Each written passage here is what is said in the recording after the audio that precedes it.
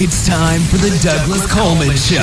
Mr. Smooth and Savvy is joined by guests from all walks of life, from the entertainment industry to authors to political and social commentators, the famous and not so famous, the controversial and the light and fluffy. We have it all. Now, here's Douglas Coleman.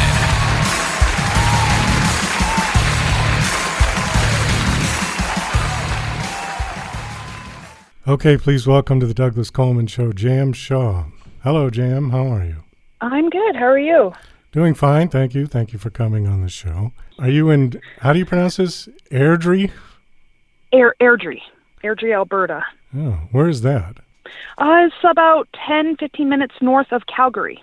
Oh, okay. I've been to Calgary. Beautiful place. Mm-hmm. In the summer. Oh, it is. In the summer, yeah. Autumn's pretty nice, too, so. Okay. Tell us a little about yourself, and then we'll pivot over to your book series. Okay. Well, I've kind of been a writer for the last 32 years. I kind of started when I was a kid. I needed a bit of an outlet, so I started writing. It became a hobby and a passion, then morphed into like an obsession. Now it's just cheaper than therapy. But 2019, I was diagnosed with autism and ADHD, and I'd never shared my stories before, but I thought maybe this is my special interest. So I got brave, and I sent a manuscript off to an editor, keeping in mind that the worst they could say was, it sucks. And to my surprise and relief, they came back and said, no, this doesn't suck. You should publish. So 2 years later, I published the first book in my Callum Walker series, The Ascension. Okay. And the third book, is this the third book that's out now, the new one? Yeah, The Fractured Veil is the third book. So there's The Ascension is the first. The second book that came out was The Convergence, and then The Fractured Veil is the third book in my series, and it kind of follows my protagonist's journey. All right. When was the first book released? How long ago was that? It was released in 2021.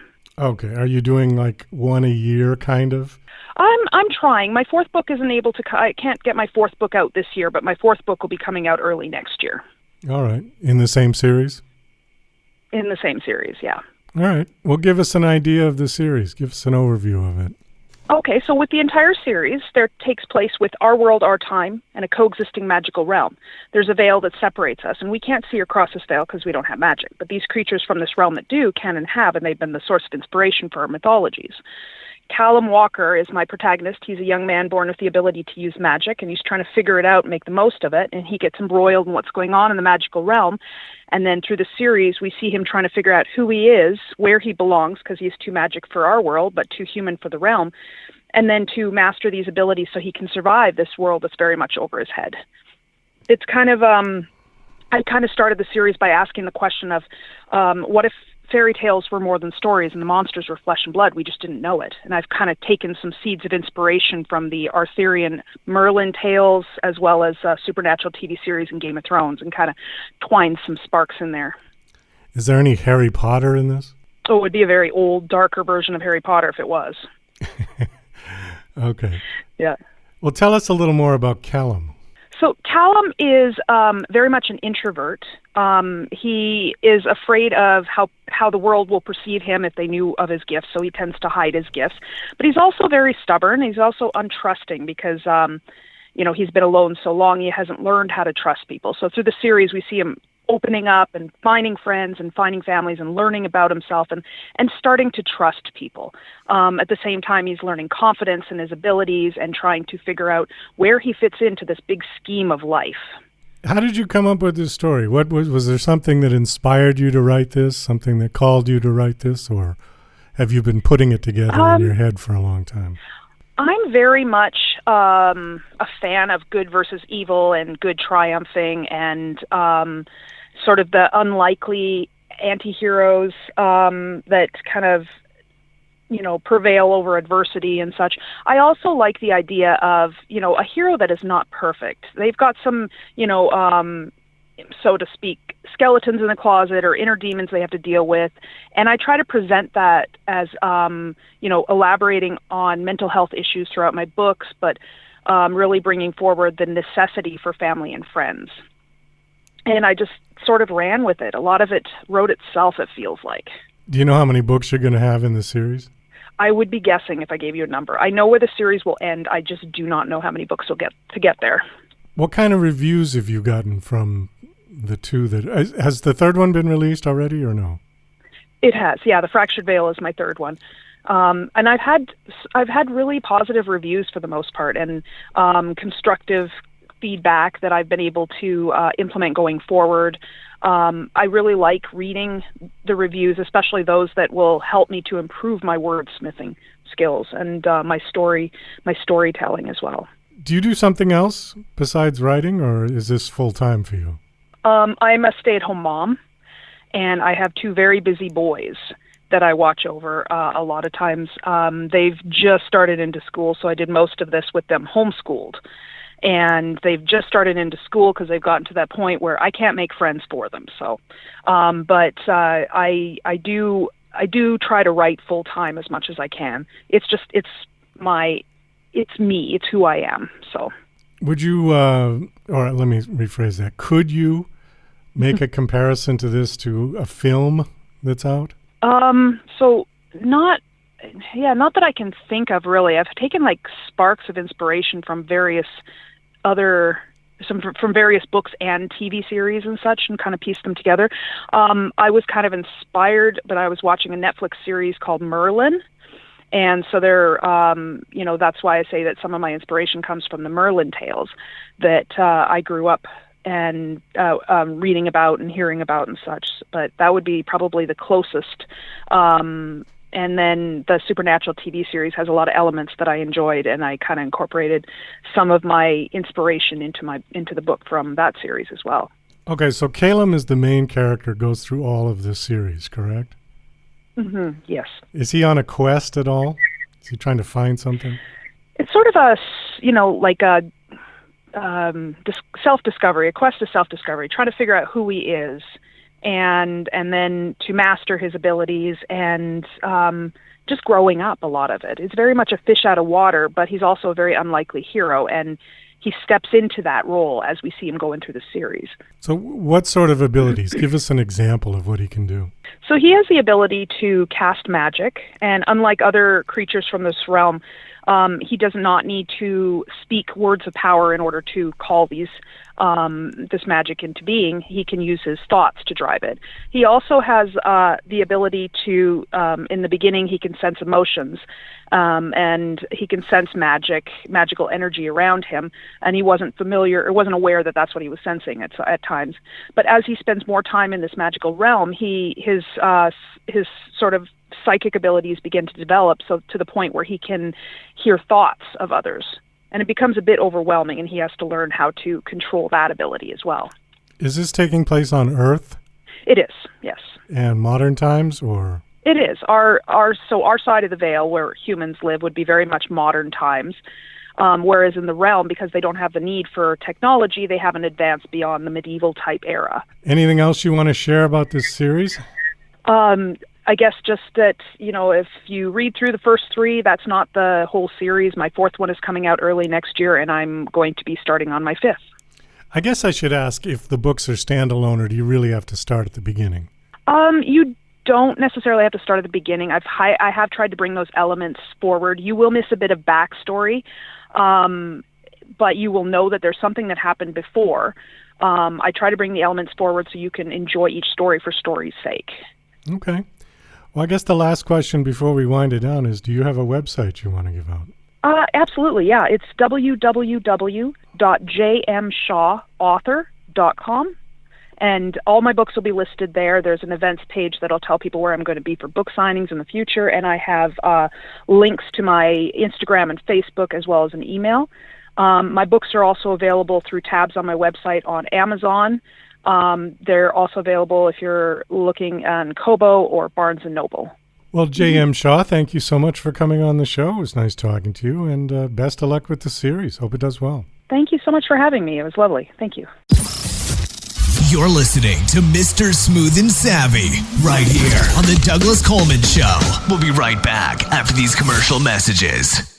Douglas Coleman's Don't Do a Podcast is a dryly humorous rant about Douglas's pet peeve, the unrelenting torrent of podcasts hitting the web on a constant basis. As technology has put podcasting within the reach of anyone, many wholly unqualified people have taken the plunge. This witty polemic tries to persuade them from broadcasting their drivel using Douglas's brand of sarcastic humor.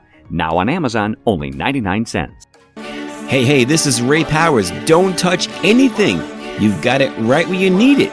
Tuned in to the Douglas Coleman Show. You heard me. Okay, please welcome to the Douglas Coleman Show, Jonni Jordyn. Hi, Jonni. How are you? Hi, I'm doing very well, thank you. Thank you for coming on the show. I appreciate it. I was looking at your bio. Looks very interesting. You're a musician? I am. Okay. Or maybe I was. Was? Well, I think once you're a musician, you're always a musician.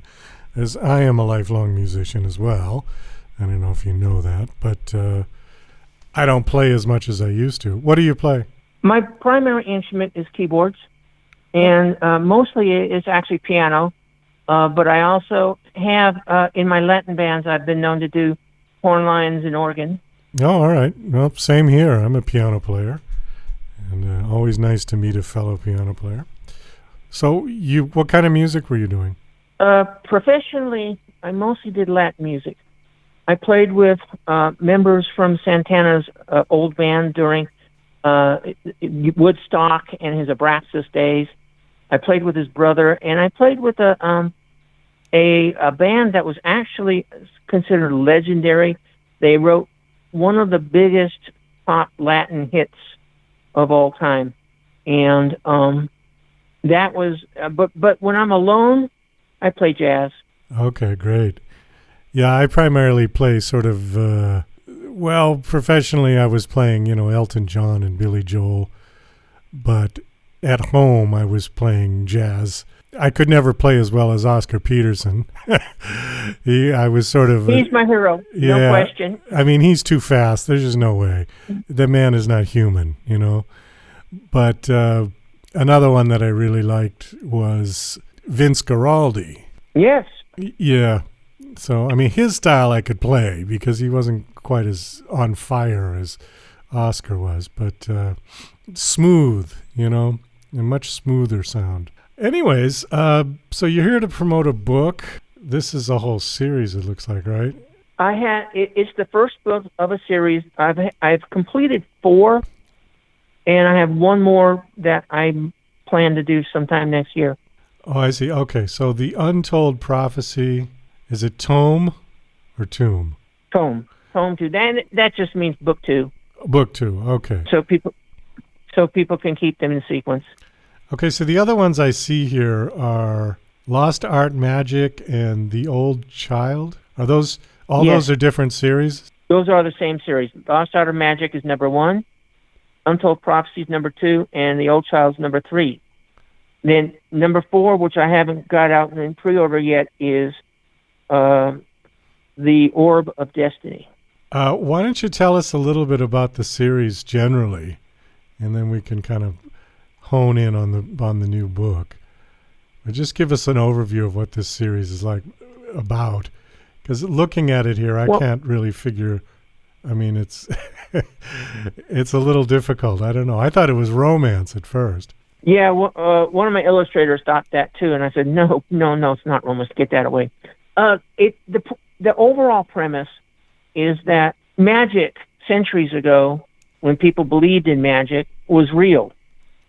But something happened that made it disappear from the landscape to the point where now we just think it's, mythological. And so I don't really explain how that happened until later in the series. But we have a young girl, 16-year-old girl, Destiny, who accidentally brings the real magic back to the current world. And when she does that, all the descendants of the old clans, the old magical clans, they feel it. And some of them in particular don't want the other clans to have the magic. They want it for themselves. So the series goes over how they try to take control of the magic and how it has devastating effects not only to them but to all the rest of us in the world. Okay, you said 16-year-old Destiny? Is she the character that runs through all the books? She does. However, in one or two books she spends the entire time in a coma in a hospital bed. How does she connect with the magic?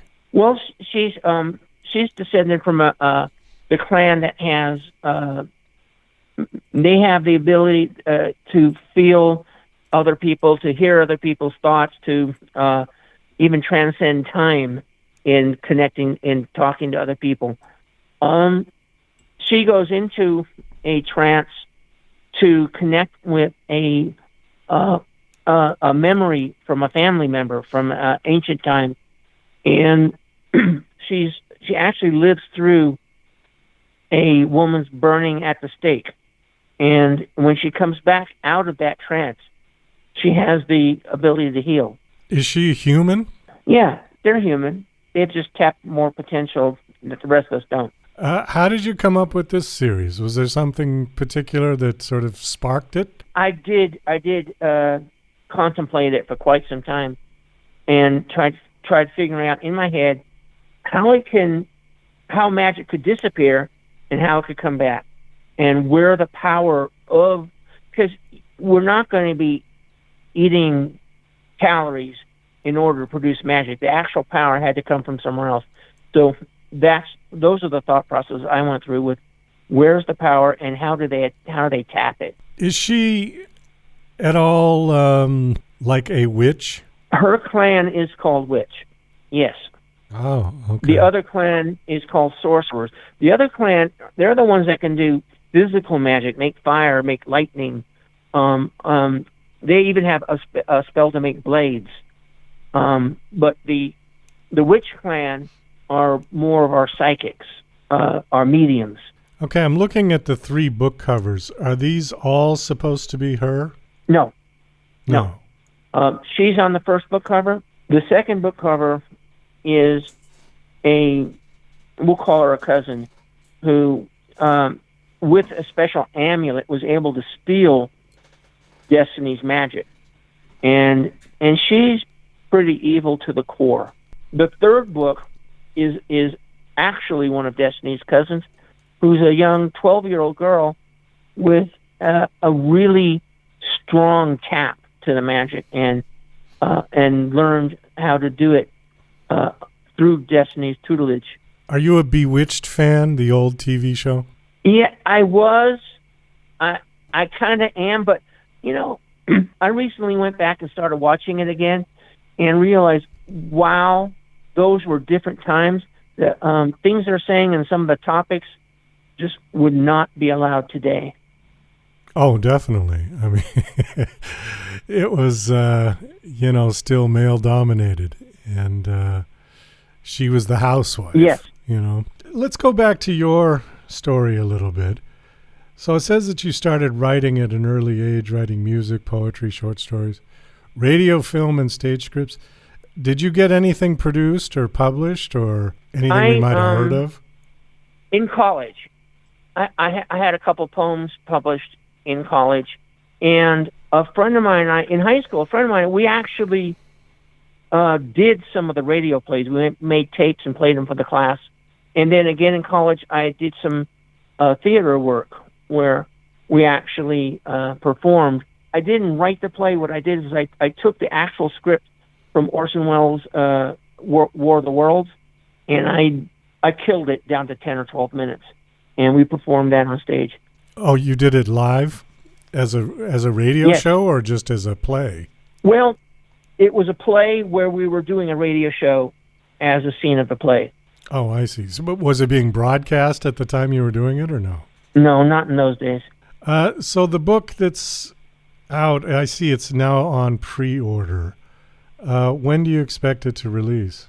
Well, the first book did release on the 13th, and I think the Untold Prophecy will release on the 25th of October. Okay, and then I see The Old Child will release December 6th this year? Yes. All right, I great. think the schedule I set up is every 6 weeks.